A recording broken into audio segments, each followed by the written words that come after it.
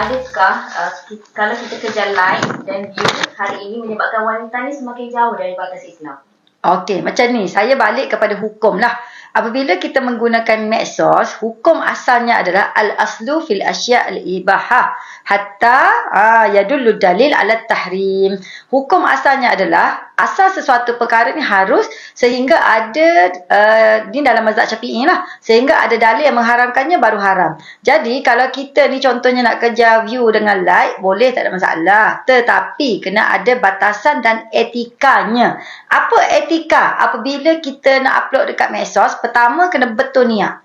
Kita niat apa bila kita nak upload? Kalau kita nak berniaga, kita nak berniaga lah. Kan? Tapi berniaga tu pun dia kena ada etika dia. Apabila kita mengauk keuntungan daripada perkara haram, perkara syubhat yang membawa kepada haram, berkat tak rasanya perniagaan tu? Sebab tu kena betul niat. Kita nak post ni supaya orang kata kita cantik, lawa, lepas tu orang kata kita orang kata kita macam-macam lah. Jadi hilang asal. Jadi niat tu kena jaga. Okey. Bila kata betul niat, etika ada lagi, perkara yang disampaikan haruslah yang baik dan dibenarkan oleh syarak. Kalau kita berniaga. Kalau kata kita nak kejar view dengan like, supaya benda tu viral, benda-benda yang baik-baik, orang share benda-benda baik, tak apa. Contoh macam kita buat OOTD.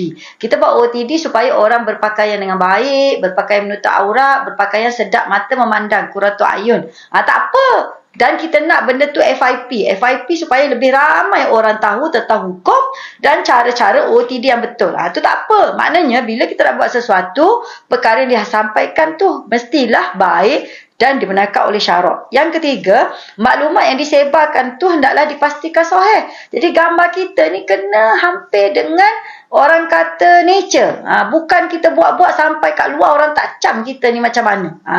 Kan maksudnya gitu. Lepas tu make up macam mana? Make up pun ada cara dia macam mana nak make up mengikut cara yang dibenarkan oleh syarak. Lepas tu jaga batas pergaulan.